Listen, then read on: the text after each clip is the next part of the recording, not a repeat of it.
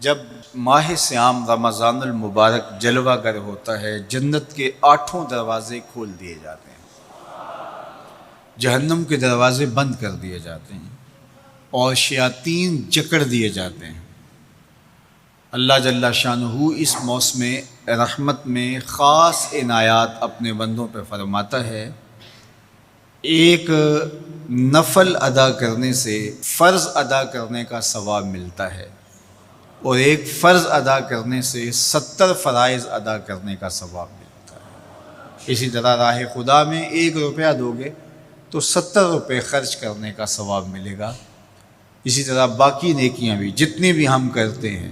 وہ ایک نیکی کریں گے تو 70 گنا اجر ماہ صیام میں ہمیں نصیب ہوتا ہے۔ اس لیے اہل ایمان کا یہ طریقہ ہے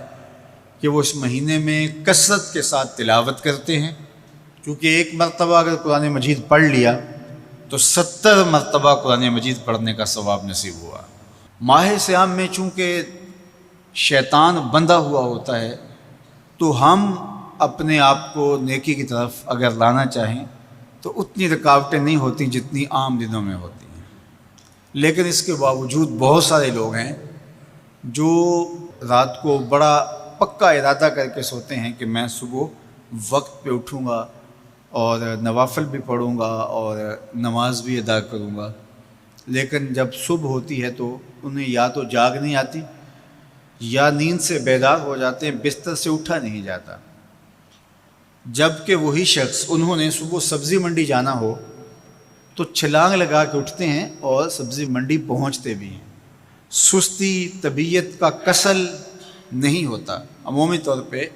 ہم اپنے آپ کو بیمار تصور کر لیتے ہیں اور سستی اور کسل کا نام دے کر کے، بہانہ دے کر کے ہم کہتے ہیں کہ بس کیا کریں، ہم کو ارادہ کرتے ہیں روز لیکن ہم سے اٹھا نہیں جاتا، بس طبیعت اس طرح کی ہے، کسل ہے، سستی ہے۔ یہ بات ذہن میں رکھیے گا کہ ارادہ کرنے کے باوجود بھی صبح جب ہم اٹھ نہیں پاتے یا کوئی بھی نیکی کا کام ہم کرنے کا ارادہ کرتے ہیں تو ارادہ کرنے کے باوجود ارادہ ہی رہ جاتا ہے، ہم کر نہیں پاتے،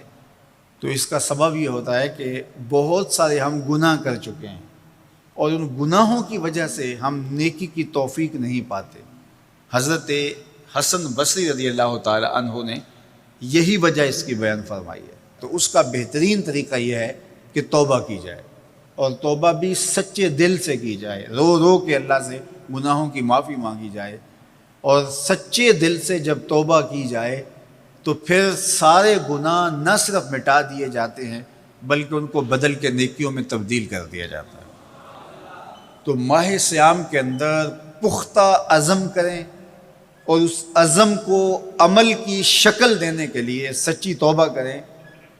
کہ ہمارا یہ رمضان اس طرح سے گزرے، یہ مہینہ اس طرح سے بسر ہو کہ ہم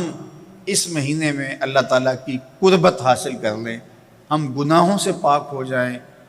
اور ہم جو ثمرات ہیں، جو فوائد ہیں اس مہینے کے، وہ ہم سمیٹ سکیں۔ تو یہ وہ مہینہ ہے جس کے انتظار میں میرے اور آپ کے آقا و مولا اپنی آنکھیں لگائے ہوتے تھے اور دن گن گن کے وقت گزارتے تھے کہ ماہ صیام آ رہا ہے۔ تو اس مہینے کا عزت کے ساتھ، تکریم کے ساتھ، اعزاز کے ساتھ استقبال کرو اور اس کو پلکوں پہ بٹھاؤ، اس کو دل پہ بٹھاؤ۔ اس مہینے کی تکریم یہ ہے کہ اس میں ہر برا کام چھوڑ دیا جائے۔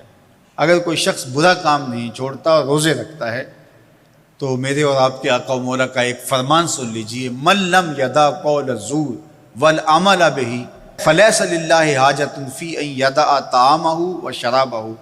فرمایا کہ جو جھوٹ اور برے کام نہیں چھوڑتا، اس کے بھوکا اور پیاسا رہنے کی اللہ کو کوئی ضرورت نہیں ہے۔ تو روزہ خوراک بچاؤ مہم نہیں ہے جو چلائی جاتی ہے، بلکہ یہ تزکیہ نفس کا موسم ہے، باطن کی صفائی کا موسم ہے، اور باطن کی صفائی نہیں ہوتی جب تک ہم کوشش کریں۔ آپ کے بدن پہ بہت ساری میل چڑھی ہوئی ہے اور جمی ہوئی ہے بدن کے ایک ایک عضو پہ میل، تو آپ پانی میں چھلانگ لگا کے باہر بھی آ جاتے ہیں تو میل نہیں اترتی، چلو کچھ نہ کچھ فرق تو ضرور پڑ جاتا ہے، لیکن میل نہیں اترے گی۔ میل کب اترے گی؟ جب آپ اپنے بدن کو مل مل کے اس کے اوپر صابون لگا کر کے اچھی طرح سے اس کو جب اتاریں گے محنت کوشش سے، تو پھر آپ کا بدن مہک جائے گا، ہلکا پھلکا ہو جائے گا، میل اتر جائے گی۔ یہ موسم رحمت ہے، اللہ کی رحمتوں کا می برسے گا، اس سے کچھ نہ کچھ فائدہ تو ہوگا ہی،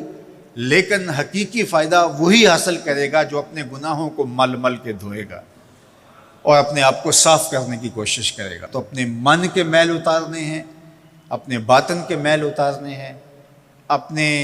اعمال کی درستگی کی کوشش کرنی ہے۔ صلاۃ التراویح